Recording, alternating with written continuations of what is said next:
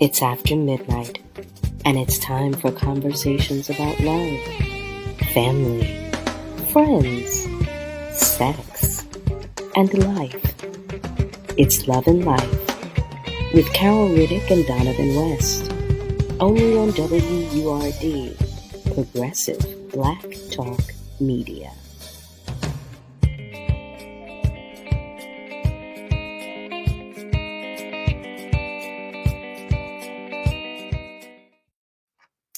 Well, hello there, family. We are already a few days into the new year. Ooh, how are you making out? I'm curious to know that. I don't know if many of you rely on resolutions, but I do hope all is coming along well with you and for you and yours. Welcome to today's episode of Love and Life. I am your host, Carol Riddick. If this is your first time joining us, I should let you know that I do have a co host. But as you see, he is not here at the moment. His name is Donavan West, but he and I will come together at the end of the week for an episode every single week. So you'll see us. We alternate. That's what we're doing. We're alternating. In any event, I am happy to spend this time with you right here on WURD, Progressive Black Talk Media. For those of you who are new to the show, this is Love and Life, where we talk about everything inclusive of love and life.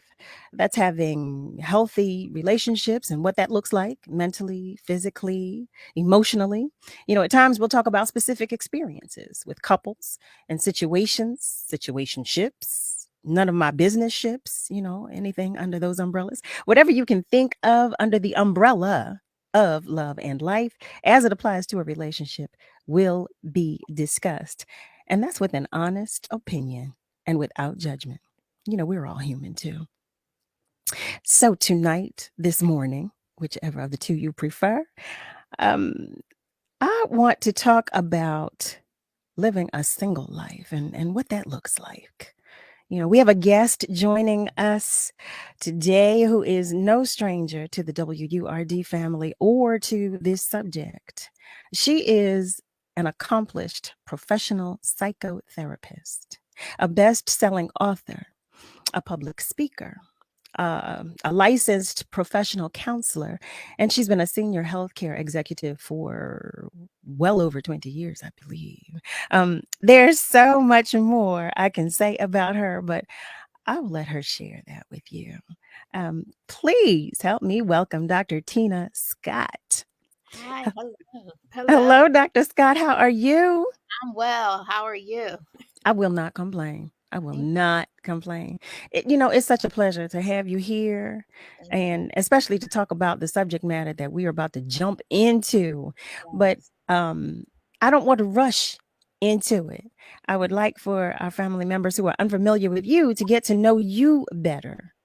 So if you wouldn't mind, I just gave them some tidbits, about who you are. Would you fill us in with some more information so that they are well versed? All right. Well, thank you. Hi, everyone. I'm Dr. Tina Scott. I am a psychotherapist and a professional coach, and I help so many people deal with depression and anxiety, and I also specialize in relationships. And I also do this thing called therapy parties. That's where you get all your girlfriends together, y'all come together, y'all talk about breakups, whatever it is. So my job is to help you continue to be your best self. Okay, see. Now, I was unaware about the therapy parties. I think I need to I need to inquire about that. Please, I'm going to ask because I'm sure some of our family members are interested too. But when I say psychotherapist, now I'm aware. Would you mind defining what exactly a psychotherapist does and what that is? Okay. Well, and the way I'm going to say it is it's a fancy way of saying your therapist, right? I am that person that when life starts choking you by the neck and start giving you a lot of challenges, I'm that person that most people pick up the phone and call. I'm that person when you feel like you have took your last breath or the stress has taken you over. I'm that person that you call. I help you work through this thing called life. And as we know, during this time, a lot of people are struggling with this thing called life because we're in this strange, unique place. So that's pretty much what a psychotherapist is. The way I define it, I'm that person when you need someone to help you just keep pushing and getting through. You said that so well, a strange and different, this unique place or existence, if you will, in which we are all living right now, trying to navigate. And I know that goes for everybody. I know we're talking about living a single life today, but I know that goes for everybody. And I cannot imagine on the daily what it is you're dealing with, but I would like to know, because there's so much going on these days. Can you give us an example of like what services people tend to seek the most from your practice? You know what? Right now, and even before now, anxiety. So many people are ringing my phones because they're struggling with anxiety and depression. Many of them are stressed out from work. They're stressed out in relationships. And I'm not just talking about intimate relationship, friendships, right? Mm-hmm. And they're dealing with this imposter syndrome, and the list can go on. And they call me to just help them put those pieces back together. They call me to help them deal with the panic that they're dealing with on a day-to-day basis, meaning that when they go into work, they may be afraid that they may get COVID and they can't even perform the functions of their job. Just trying to help them reset so they can keep moving forward. So anxiety and depression, and grief is what I'm dealing with the most right now. And when we talk about grief, grief isn't just because someone died. It could be the loss of a job, the loss of what you're used to doing. It's a list of different things. So that's what, Carl, that's what I'm dealing with a lot. My goodness. Just thinking about that, I know so many. Well, first of all, we're all dealing with, so many changes, so much lost, so much disconnect and detachment. So I can identify and relate, when you talk about anxiety and grief. When you mentioned it was an imposter syndrome, was that what you said? What exactly is that? Sometimes we can, how can I put it? We can have all the qualifications, right? But when we Okay. get in the room with other people, we start feeling like we don't measure up. We start thinking that, oh Mm. my God, I ain't really got it going on. But before you got into that room or before you got on social media, you thought Mhm. you had all the check boxes. But Carl, when I looked at your Facebook page, I seen you booming and I'm like minimizing myself, right? So I'm dealing with a lot of people that feel like they shouldn't be in the room when really they should be running that room. Wow.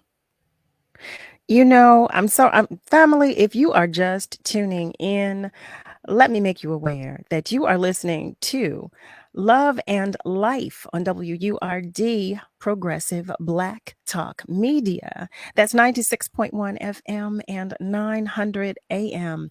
We are joined today by none other than Dr. Tina Scott, and we're starting the conversation about single life, single love, and navigating, just life as a single person. And as I was having, an offline conversation with Dr. Scott, I was sharing that, I know so many of my single friends who are coping now, just trying to make it through not only the pandemic, but, now that we're on the other side of the new year, having navigated that whole season, the holiday season. And we touched on that in an offline conversation, but I'd like to bring the family into that conversation because you were sharing, you expressed some things. Would you mind sharing with the families and what you shared with me about navigating the holiday season? Well, you know what, Carl? Navigating this holiday season can be difficult because many people are experiencing many different things. And one thing that I would ask each and every one of you that's listening, watching, identify what you're feeling right now. Connect with those feelings. Because too often we get so busy just being busy that we don't connect Hmm. with what's going on inside of us. If we're hurting, we try to, again, when I say that imposter syndrome, we try to act like we're happy. But when Mm. we get in touch with our inner self, it allows us to make that connection so we can do this thing called heal. And Mm. healing is different for so many different people. And again, I'm not bashing social media, but sometimes we'll go on social media and think our healing should look a certain way. One thing that I would like to say is know thyself. And knowing thyself, will help you to understand how you're feeling and how those feelings are triggering you to respond and act a certain way. So really just get in touch with what's going on inside of you and not try to blend in or be what someone else is being. So, in what would you suggest, or how do you encourage us to do so?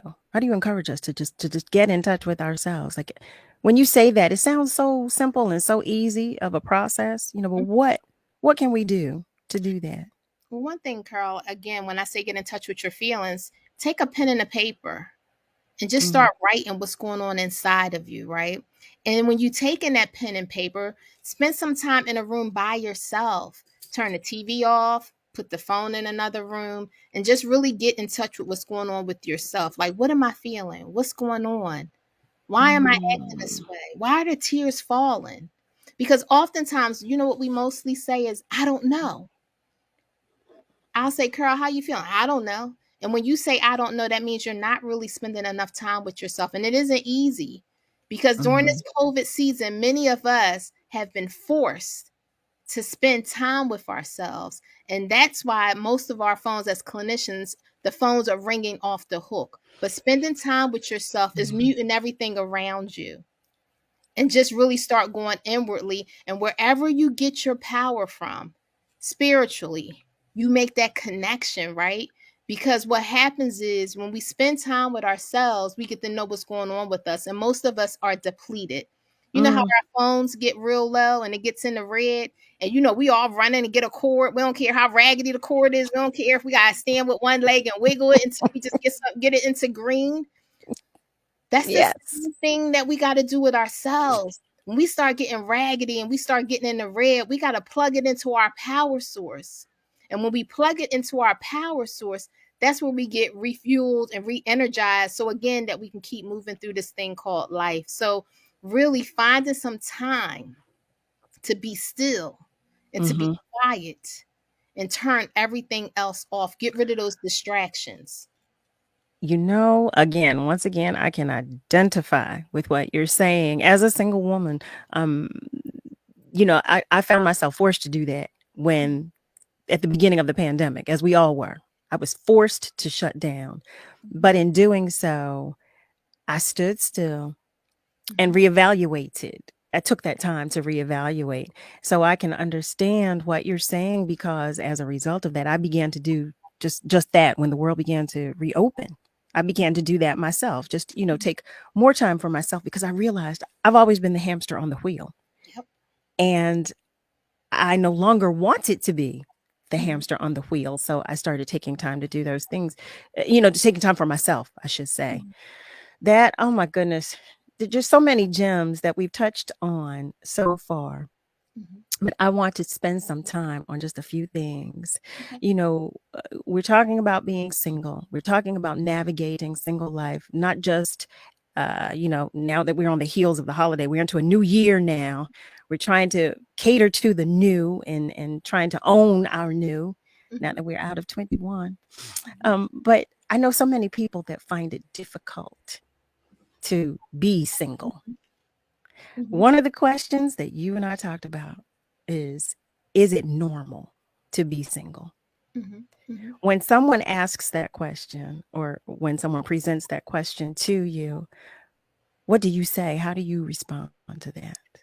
I most definitely say yes, right? And unfortunately, we live in a society that's oftentimes put a stigma on being single. Mm, And being single is totally normal. Here it is. In our singleness, right? That's when we're able to get in touch with what our purpose is, what our calling is, and what we're actually here, our uniqueness, right? mhm, So society makes it seem like it's a plague, it's a disease, and it's not, Carol. But what happens mm, is when we say we are single, if we're in that single space, many people are looking at it like, "Oh my God, I got this plague." mhm, mhm, mhm. Well, here I am. I'm a single individual, and I've experienced that. I have experienced that. It can be difficult sometimes when people are judgmental of just how you live or your lifestyle, which just happens to be what it is. So we say it's normal to be single. Mhm. And then what? How do we move forward with that? When you say, yeah, it's okay, it is normal to be single, how do we feel better about being single? Because we are constantly being told that it's not normal to be single. Yeah. I would say understand your why. Understand why you're single.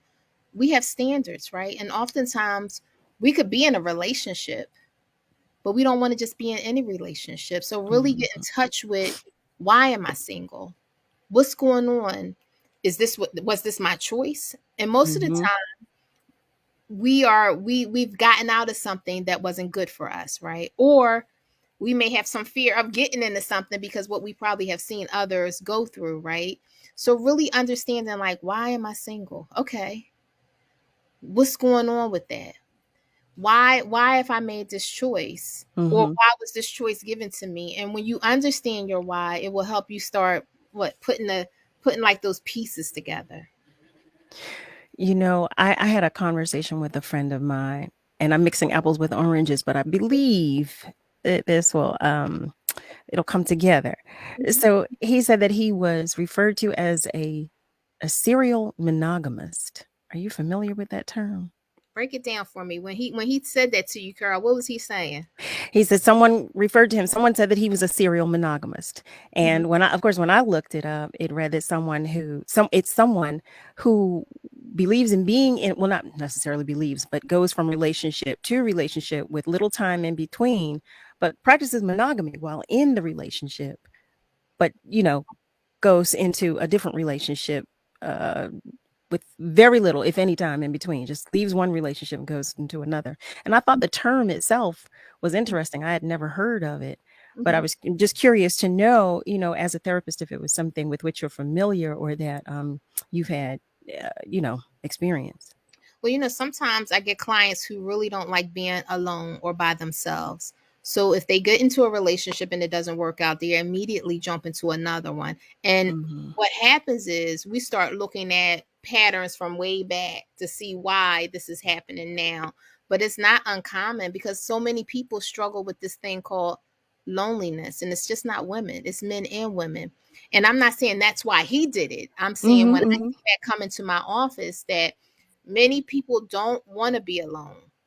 So since they don't want to be alone, instead of them really going inward, and I'm here I am going back to that again, going inward and really figuring out, what did I positively contribute to this relationship that I got out of, and what did I negatively contribute to this relationship? They just jump Mm. right into another relationship, thinking that when they go in there, that things are going to be different. But if one don't work on thyself, you're just taking these bad habits into Yeah. another relationship, especially if we're blaming, oh, the relationship failed because of her, or the Hmm. relationship Hmm. failed because of him. And I'm not saying that we need to point the finger at anyone, but what I am saying is that we do need to again sit with ourselves to understand what went right and what could be different.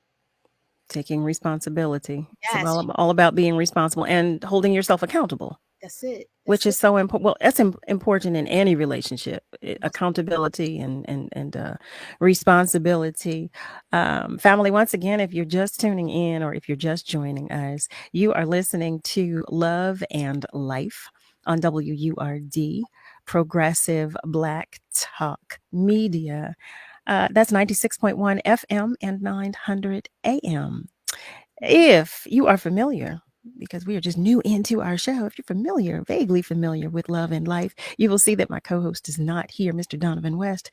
That's because we alternate episodes, but we're going to see if we can't reach out to Donovan a little later. Maybe we can join him in the conversation, see if he has some time. In any event, we are talking with Dr. Tina Scott, and we are talking about being single, living as a single individual. um I myself, like I said, am a single woman and am navigating this single life. I would like to know, I'd asked you earlier about um examples of services that people tend to seek.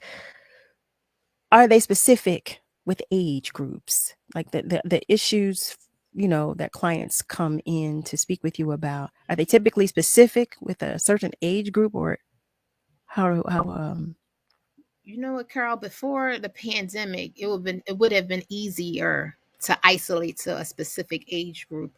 I'm getting phone calls from low as the age of 5, and my oldest client is 85. And really? again, because our children are suffering. I don't know why people think kids don't get anxiety and depression. Look at the suicide rate for our young ones, right? The phones are ringing off the hook. People need to know that someone cares about them. People need to know Mm. that if they weren't going to be here another day, that someone would care and miss them. Literally, the anxiety, depression, and the grief, the phone is just ringing off the hook. Wow. And I wish I could say it was only this age or that age. I'm getting a wide range of calls across the spectrum that, again, I refer out. So it's That I don't. It's so alarming. I don't know why I'm surprised, because we've already acknowledged that we're all dealing with so much right now, but for our babies, to deal with this anxiety as well. But I cannot be surprised, because we are as adults are trying to work through, get through, navigate anxiety, and we're taking care of the babies. So it makes sense that, they too are dealing with it. I'm so saddened to hear that. I want to go back to well, no, actually, what I do want to do is ask you. So what I read on your website. Mhm. I read on your website that you include a complementary therapy approach Mhm. and techniques, if you will, to like uncover long-standing behavioral patterns. Mhm. Mhm. Can you give an example of what that means? Okay. So I guess I'm understanding like the different techniques that I use while I'm in a therapeutic room. One of the main frame of references that I use is cognitive behavior therapy. And the reason why I use CBT is because I feel like it aligns with who I am spiritually as well as who I am as a professional. And how that correlates is that the Bible tells us what a man thinketh, so is he, right? Mm-hmm. And cognitive behavior therapy is how you think impacts how you feel and how you behave, right? So when people come into the room with me, the first thing that I try to do is help them understand what their thought process looks like. And when I help them identify what their thought process looks like, I almost have them watch like a movie wheel or reel of the behavior that's associated with that. And then as we work together, see, people think the therapist is the one with the magic wand. We work together through our homework and all those different things to find the best strategy, the best plan and interventions that will allow them to become the giant over their negative thinking. And we call those Mm-hmm. negative thoughts cognitive distortions, right? Because it's distorting us from thinking how we normally would think. So, my main frame of reference that I use in the room with my clients is CBT. And then I throw in like solution focused therapy because once we identify the behavior, Mm-hmm. let's look at some solutions Mm-hmm. so we can kind of like not suppress it, but eliminate it, annihilate it. And Mm-hmm. if it comes back up, at least we got some tools in our toolbox to be like, oh, here that go again. Let me deal with that, right? So I'm like that person that help you with those tools because really you shouldn't be coming to me for the rest of your life. I'm only supposed to be in your life for a season, for your tune up, so then you can get back in, not unless there's some serious mental illness that's going on. Mm. So can you share with us like some of what you see in the therapy room? Mm. I see brokenness. I see hurt. Mm. I see pain. But I'm gonna tell you, it comes masked into when they come into the room. I don't know why I'm here. Everything is fine. Everything is perfect. My friends was like, you need therapy. I don't know what's going on. So my Mm. job is to dance with you in the room. And what I mean by dancing with you in the room is I dance with you, and you do the 2-step, I do the 2-step. We're gonna keep on dancing, and eventually we're gonna wind up doing a different step, and then we're gonna get into some of those real things that's bringing you here. Because number one, when you come into the room with me, you ain't got to come in to impress me. Mm-hmm. My job Mm-hmm. is to help you. My job is to help you just keep on keeping on, right? I go to my own therapist. When I come, I'm like, look, I ain't got no time for no mass. I know I got 60 minutes or less. Let's get to it, right? So I often have my clients complete a session prep form, and it's helping them to be prepared for when they come into the therapeutic room. And the reason why it's so important is because I know when they come to the room, they're going to have their mask on. So these are Mm-hmm. check off points. When you know how Gladys Knight sing, when you home alone, they home alone Mm-hmm. in their thoughts. I want you to feel that all out. So you can bring Mm-hmm. that home alone paperwork in there into the room with me, and we can start processing a lot that's going on with you. And then even afterwards, I created a therapy notebook. And I created the therapy notebook because while you're sitting in the room with me, you should be taking notes. You should be taking notes of the key things that we have been talking about. And then when I give you a homework assignment, I want you to write it down so you can complete it. I don't give homework Mm-hmm. just because I don't have anything else to do. We're only in the room for like 45 to 60 minutes. When you Mm. leave me, you should be studying yourself, doing some selfology, some self-searching of what's going on with you. So when you come back, not only have you educated yourself, but you're educating me because I'm your partner in this, but you got to go home and do some work. So, I try to be as creative as I possibly can in the room, even when people come in there with masks. People are Mm. hurting. That's why they come to me. People may feel stuck. They may not feel like they are enough. They have so much anxiety that they can't be productive in their life. So they just need somebody to come in and help them. They need like a little intervention. And for most, I'm that intervention for them. Mm. That was loaded. Thank you for that. No, really, thank you. You just said when you're speaking with the therapist, as a therapist, what would you look like? What would you look for in a therapist? What do you look like? What would you look for in a therapist? What would you suggest to those of us who may be, wondering or on the fence? Like, do I need a therapist? Do I need therapy? What would you suggest we look for in a therapist? Well, definitely look for competency, right? Meaning Mm-hmm. that did they get the training? Because if you notice on social media or whatever platform, sometimes people overrate what their qualifications are. So you want to make sure that they have the credentials. You want to look at how long they've been practicing. You want to look at their theoretical frame of reference to see if that's something that you feel aligns up with what you're looking for. And you should have some idea of what you want. Mm-hmm. And if for some reason you're like, well, I don't know. Most of all, when you do that first session, are they in tune with me? Mm-hmm. Make a connection with me. I get a lot of people. My picture is pretty much on all my advertisement. Not that I think I look that gorgeous or anything like that, but I want people to know that I am an African American female, and my personality is right on that card. So when you look at that card, many people say, "I looked for you because you look just like me." And then once you get past how what you want to see on the surface, now look at how I interact with you in the room when you're talking. Am I connecting with you, or am I somewhere else, right? Mm-hmm. How did you make me feel when my first impression when I came into the office? I know for myself, when I was looking for a therapist, right, I just randomly picked somebody because in this field I know most of the people that's local, and I found someone that really was able to connect with me, and she doesn't look anything like me, but she's able to make that connection, and I love going to her. And sometimes I may get slapped on the hand for saying that, but I'm just keeping it real. I just need somebody that can help me unpack what I need to be unpacked and not judge me, right? And a Right. lot of that you don't actually see it until you get into the room. A picture may be the foot in the door, but if I'm not connecting with my clients, and if I'm not showing that I care, or that the therapist isn't showing that they care, then it's time to move on. Mm.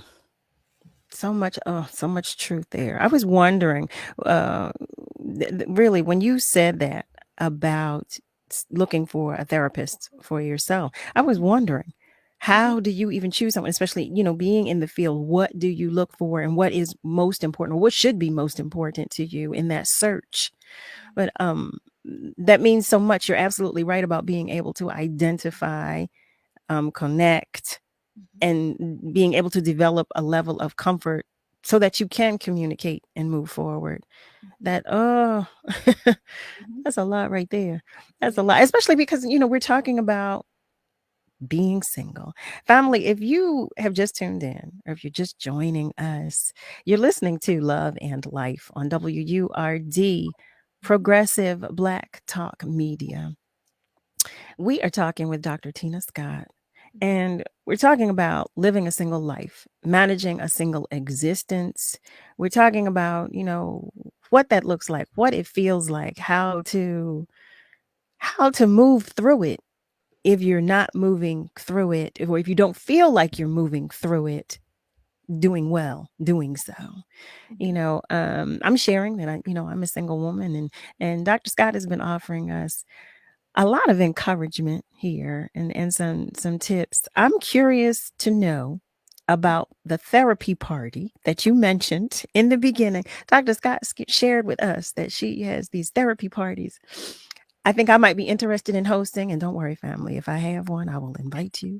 But I'll have to do it virtually, of course. But Dr. Scott, please tell me about these therapy parties that you mentioned. Yes, the therapy party is a way of taking a non-traditional view of therapy away from the couch, right? You remember back in the day, I don't know if I'm dating myself, but Tupperware parties. People will all come over to someone's house to buy all this Tupperware. They eat, talk, and have a good time, right? That's Mm-hmm. the same idea with therapy party. Sometimes we have a group of female or a group of men that they just need to have some conversation, some dialogue, but don't want to feel like they're sitting on the couch, right? So the host will pick the topic. I meet with the host. We just make sure everything is around that theme. For example, the last one I did was a bunch of women that went through a breakup. So Mm-hmm. the party is 90 minutes long, and we talked about different things of healing, helping you get through the breakup. But it was just like, see how we talking, just regular conversation over some food, wine, whatever you choose, because the host takes care of the whole spread, right? And we just Okay. really dialogue. We talk about it, we cry about it, and we heal, right? So it's a party for healing. It's not therapy, but it's another way to actually touch people that probably wouldn't even come into the therapeutic room, or people that do come into the therapeutic room but wanted to be around their girls or their boys when they talk about such topics, right? Because here it is, we can heal from each other. And when we take the stigma off of some of this stuff, you'll be surprised, like, wow, I didn't know you was going through that. And Mm-hmm. it allows for additional bonding to take place. And it allows for a lot of transparency to take place. And again, it allows for a lot of healing, because that's what it is. We all want to heal. We do. You said something in that really resonated with me, because I always say I'm an advocate for helping the next individual. I'm an advocate for improving upon myself, but I'm also an advocate for helping the next person. And you were talking about, the well, we'll call them therapy parties, but for lack of a better way of describing it in this moment. But it sounds like when I get together with my, as I call my good cookie girlfriends, my sister friends, when we get together and we have our moments. But you were talking about having both sexes included in some of these parties, which I think is so essential. I think it's an awesome idea and an awesome thing to do, because I feel like we are so disconnected, and how do you encourage, or what do you do or say to encourage these individuals that are coming to these therapy parties, these, to be open with one another, to how do you encourage that? What do you say? What do you do? So before we even have the party, each guest receives something from me via email. And there's certain things certain questions that they have to fill out. And based off of the things that's on that survey, that's what we bring into the room, right? And Mm-hmm. let's just say you have someone that's shy and they signed up for the party and they're like, well, I really don't want to ask that because I don't want people all in my business. We Mm-hmm. oftentimes ask that on the survey, and then we create like a box. And then we start pulling those things out of the box and we have our therapy talk, right? And we start dialoguing, because here it is. The question might be deep, and they are deep. Mm. And it allows for the discussion to take place without looking at you sideways when you leave, right? And Okay. even though we say this is a no judgment zone, it's almost human nature for judgment to fall into place sometimes. So it allows for things to be discussed but not revealed if the person chooses not to. I love that. I love that idea. Can you, or would you be comfortable giving us an idea of one question or an example of a question that might be asked?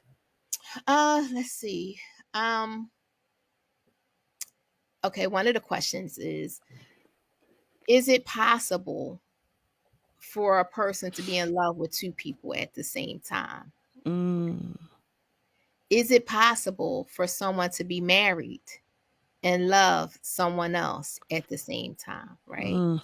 Do you see how those questions, like, if that if that came out of somebody's mouth, but that's Mm-hmm. really what somebody is struggling with. And here it is. Even though people may say, well, that's a moral issue, we're not. We try to help somebody, right? Right. We all know right from wrong, and we know what's good, what's bad, and we know what we should and what we should not do. But sometimes we really need the ear of someone to really help us to like snap back and realign so we can just keep on moving forward. Mm. I love that. I love that. I love the idea Mhm. of posing the question, Yeah. anonymously. And to Basically, I help. I love that because that does encourage everyone, with a level of comfort. I Yeah. love that. So, family, I'm going to bring this back.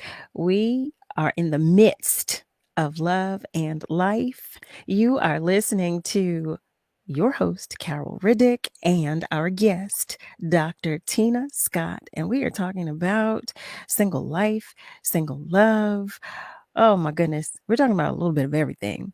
But I want to ask, because you touched on this earlier, we were talking about, I'd ask you a question about Mhm. responding if being single was normal. Mhm. How would you suggest I respond when someone who I know is judgmental asks me if I'm still single? Mhm. Number one, if somebody asks you if you're still single, you don't really owe them an explanation. Thank you. But here it is. If you choose to engage, it's okay to just not make excuses and just say, this is where I'm at in my life. Hmm. And you don't have to give a dissertation, or it depends on who the person is. This is where I am in my life. And, maybe next year will birth something different, or, maybe this is where God has me to be, but it doesn't have to be long. And to be perfectly honest with you, if you're okay with it, you're okay with it. And if you're not, just be your authentic self when you answer that question. So often, we start feeling bad. I see it. And Hmm. I see when people say, "Oh, you're not married yet. You ain't got no kids yet." Hmm. And people come into my office and they're like, "Dr. Scott, I'm not married. I don't have any kids. It's the holiday. They're going to ask me all these questions. I think I'm just going to stay home." I'm like, Are you okay with being single? They're like, "Well, I would like to be with somebody, but I'm not." Okay, don't isolate yourself Mm. because you're afraid somebody's going to ask you those questions, right? This is where I'm at in my season. When God's ready, he'll birth something different. Until then, I'm going. What is it? I'm gonna live my best life, right? Right. But here it is, Carl. You said something earlier, right? And I'm glad I have the opportunity to say it now. You were saying that I was encouraging, that I was saying some encouraging things. One thing that I would like to challenge everyone is find a way to encourage yourself, right? Mm. Because here it is, those feelings of pain and hurt normally starts happening when you're in a room by yourself, when you come in and you take off all your fancy stuff or your plain stuff, and you sit on the edge of that bed or you sit on the edge of that chair, and then you reflect on the day. And sometimes when our mind isn't right, when it starts getting distorted, we start thinking about all those horrible things. We start thinking about what we don't have, who we don't have, and what we don't feel, right? And here it is. It's so important that we encourage ourselves for real. Like when you start feeling down, when you start feeling like you want to give up because you ain't got that man. When we look at, when you look on social media and TV, everybody look like they looking like they had a perfect relationship, right? And then they all kissing and booed up, and you single, and you're like, that's enough. Cut it out, right? Right there. Cut it out. We don't need all that. Y'all ain't all in love, right? Here it is. You got to encourage yourself. And how do you do that? Start looking at the things that you have to be grateful for. We can just start by, I'm breathing, because a lot of people aren't right now. And whatever those things are, I got a roof over my head, right?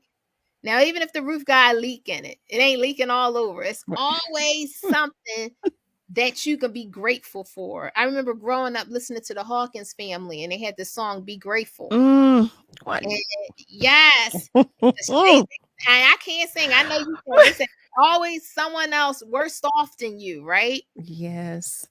And that's it. It's just like, just usher yourself in the spirit of gratitude. And I'm not trying to sound all cliche-ish. I'm telling you what works. When you're home alone, those feelings start crashing on you. Yes, they do. But sometimes we can muster up the strength to go to the door and put our makeup mask on and like everything okay. But then we come back home. And when we come back home, that's the place that normally we don't have a whole lot of encouragement, especially when we come in home alone. So when that's happening, you got to know how to encourage yourself.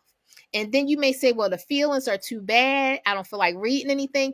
Create a playlist while you're in a good space. That playlist that when you start feeling bad and you start feeling down, that you can play songs from that list that'll start ushering you back into a good place that you can recalibrate and reset and just keep on keeping on. You know, I'm glad you ended with that, because I was going to ask you for some suggestions for the, single people like myself. What can we do? What would you suggest? Some things, some tools, or something that we could do to help ourselves along. I love the idea of the playlist. Are there books that we can read, or are there activities? Like what are some other things that you would suggest as well? I would first say, Carl, normalize singleness, right? Allow yourself to just look at it as it's normal. And I know we talked about that earlier, but normalize it. And here it is. I'm going to say this other thing that, we can hear across any kind of thing that we're going through is self-care. An opportunity to take care of yourself. When we single or we going through a breakup and we feel alone, guess what we start doing? We start neglecting ourselves. We walk past the mirror and we be like, oh my God, is that me? Right? Seriously, because we just stop. We just stop. No, you're telling my life right now. So yeah, I mean, please continue. So like exercising some self-care. And I'm talking about from the inside out, right? And then from the outside in, because we get our nails done, we get our hair done. But really start reading on that thing that you struggle with, right? If you struggle with loneliness, start listening to some podcasts. Start reading some articles on it, and just really start enlightening and educating yourself, because we come from a wealth of knowledge, right?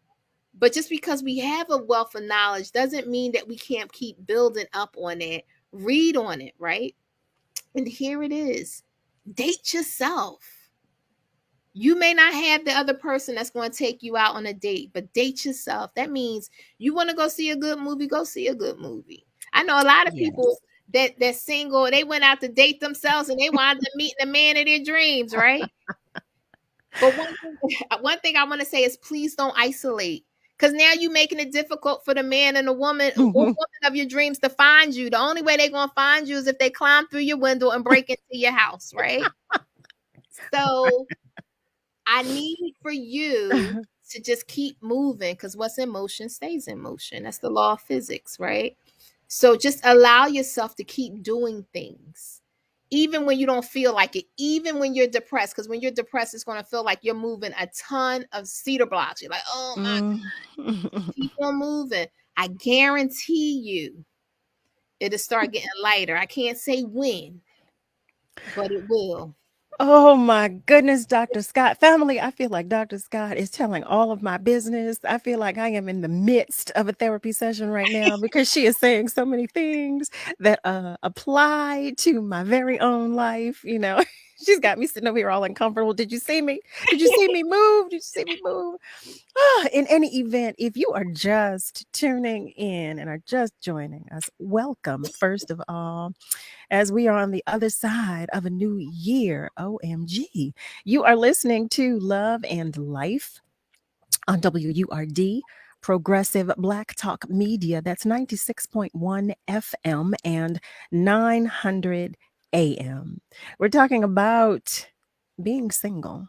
We're talking about living a single life. We're talking about navigating everything that comes with being single. We're talking about depression, anxiety, loneliness, dealing with loss and detachment. Something that you did say, we were talking about the holidays really briefly. And I did, well, number one, because of the pandemic, but number two, something that I had begun to do before the pandemic was isolate myself, because I did not want to be the one person in the room, that was not attached, that did not have a significant other. I have been that person. I've been her. And so when you said that, I said, oh my goodness, I don't know why in my mind, I felt like I was the only person that felt that way. But when you said it, it just made it seem even more real, because the second part that you said to that was, well, you isolate yourself. How is anyone going to meet you? How are you going to meet anyone? How am I going to meet him? How will he know that I am available if I'm by myself in my home? Yes. There was so much truth to that. I said, oh, why she smacked me on, in front of everybody. But I needed it. So, family, I say to you, as I'm talking to Dr. Scott, I am finding the value in sharing and, being open to having the conversation about where you are in your life, what your reality is, what you're dealing with, and what you're trying to deal with. It really is helpful just sharing it and having it, hearing it, number one, in the universe, and then having it come back to you. Because as I'm processing everything that you're saying to me, I feel like I need to make some changes. But and I don't want to become complacent or too comfortable with being single, and I, because of that, I'm listening to some of the things you said. I will say that I did, I had to learn myself. I had to learn what I like and what I do not like. And I'm a big kid. I love fun. Love fun. But I notice in talking to some of my other friends, there is a lot of resistance with owning who you truly are. Accepting what you like and what you don't like and who you really are. I imagine you have that conversation oftentimes with people who come to speak with you about trying to develop a level of comfort with who they are because they're single. A lot of there's some of my single friends who are newly single, who are very uncomfortable, being in that existence. What do you say to, a newly single person who is used to being in a long-standing relationship, just trying to cope with everyday life? Well, you know what? They're actually going through a whole grieving process, girl. So I'm quite sure that's not where they wanted to be, right? So they're going through the different stages of grief, like denial, acceptance, and all those different steps. And it's to the point that I would, again, and it's going to seem like this is the only tool that I know, but this is what I start out with. Connect with what you feel, what's going on inside of you, right? Because when there's a separation, there's like a brokenness. It's like a rip. You like rip a paper, and some parts of the paper is over here and some parts over here. That's like when you are separated from someone that you used to be with, and God forbid if it was infidelity involved. Um, Oftentimes the person that was on the receiving end of that start feeling like, well, was I not pretty enough? Mm. Was I not the right shape? What was wrong with me? Should I have been light skinned? Should I have been dark skinned? They start really thinking that there was a problem with them. And here Mm. it is. I'm not saying that there wasn't some problems in the relationship, Sure. and it wasn't some things that we could have done differently, right? This is an opportunity to learn from those things, because none of us is perfect, right? So take an opportunity to learn from those things versus beating yourself up and demoralizing yourself, because I see it too often. I see it too often that we start beating up on ourselves thinking that we should have been or could have been more. Mm. Oh my goodness. That, thank you so much for that. That was helpful because I, as the friend, Mhm. listening to and trying to be there, that was helpful for me to Mhm. be able to share. Because, I don't know what to say at times because I'm just trying to be an ear, but Yeah. that's helpful. And sometimes just being present, Carol. Sometimes we feel like we need to have all the words to say, but sometimes we say too much. That, Sometimes people just need to know that you care enough to show up. mm-hmm. Came over my house, you ain't asked me no, nothing. You just started washing the dishes because you saw that I ain't washed dishes for a whole month. Here's Yes, something. I'm that friend. I Yeah. am. I am she. I am her. I am the one that does that. So, Mhm. oh, Dr. Scott, let me just say thank you. I'm going to ask if you will stick around because this conversation is really, really, really, it's therapy for me. How about that? So I'm going to ask if you won't mind spending some more time with us. But family, if you are just tuning in, Mhm. you are listening to Love and Life with one half of your hosting duo, Carol Riddick. What we're going to do in our second hour, we're going to see if we can't reach out and find my counterpart, Mr. Donavan West, see if he can't join the conversation and see if we can, add another perspective to everything that we've been talking about.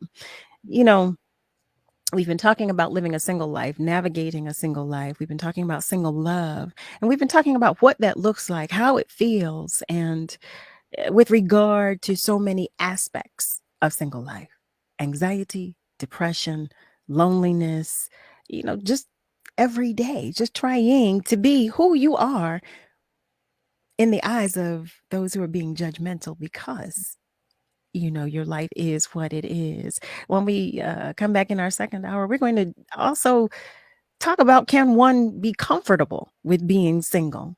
I'm interested in having that conversation and contributing to the conversation, because I think that's going to be kind of juicy too, I think. Dr. Tina Scott has been with us our first hour, and she's going to stay with us for our second hour. Dr. Scott, will you, in the interim, before we go to break, tell us your website or where we can find you? Sure.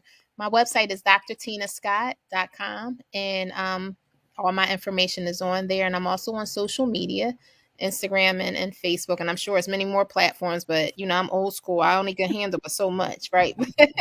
But you can find me there. Oh my good. You know what? You said a whole mouthful right there. There are so many platforms. OMG.